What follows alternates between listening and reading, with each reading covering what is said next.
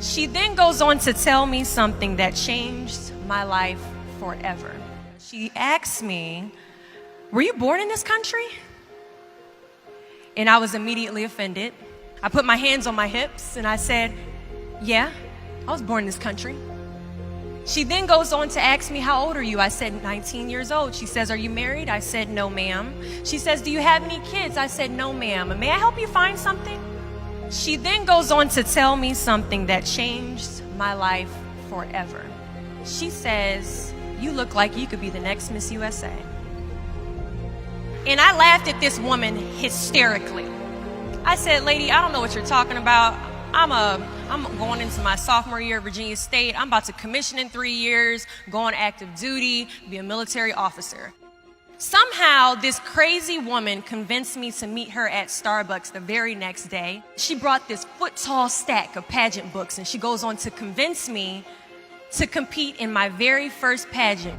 I compete in my first pageant 3 months later, and I lose. I go back the second year, compete in my state pageant, and I lose. I go back the third year, compete in my state pageant, and I lose.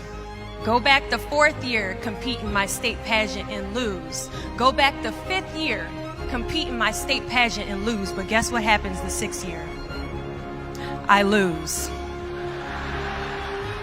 I called her on the phone 6 years after our Target conversation, and I said, "You told me I could be the next Miss USA."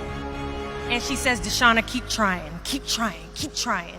In June of 2015, this amazing, kind of cuckoo woman passes away from leukemia. In December 2015, I win Miss District of Columbia, USA. In June 2016, I'm crowned the first soldier to win Miss USA. And last January in Manila, Philippines, I walked the Miss Universe stage and placed top 9 amongst 86 countries.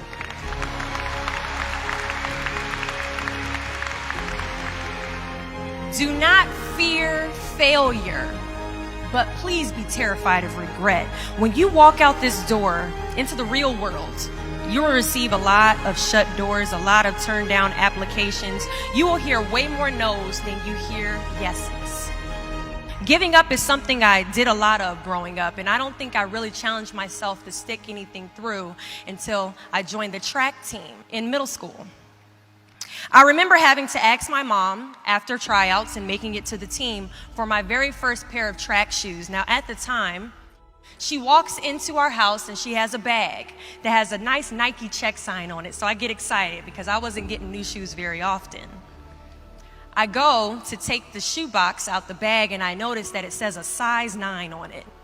Mind you, in the 7th grade, I was a size 5. I open the box and I slide my feet into the shoe and I look at my mother and I said, "These shoes are too big." She says, "I know, I did that on purpose." I was like, "Why would you buy shoes that are too big on purpose, Mom?" And she says, "Because I know that you're going to grow into them." Coach has us line up on the starting line and he wants us to run a lap around the track. As we go to take off, I immediately fall to the ground, twist my ankle because the shoes are entirely too big. See, I couldn't run at the speed that I wanted to because I didn't fit the shoes I was wearing at the time. Now, many of us have goals we're trying to achieve, but the person we are right now is not the person that we need to be when we cross the finish line to our dreams. So we must walk and pace ourselves on this journey to our goals because we haven't grown enough in ourselves to fit the shoes that we need to achieve our aspirations. But let me tell you something. If I had won Miss USA my very first year, I would not have been Miss USA. I would not have been the version of myself that I needed to be to properly handle a national title. Many of us aren't ready to walk the race. But understand that as we walk this race, we pace ourselves, and as we pace ourselves, we grow.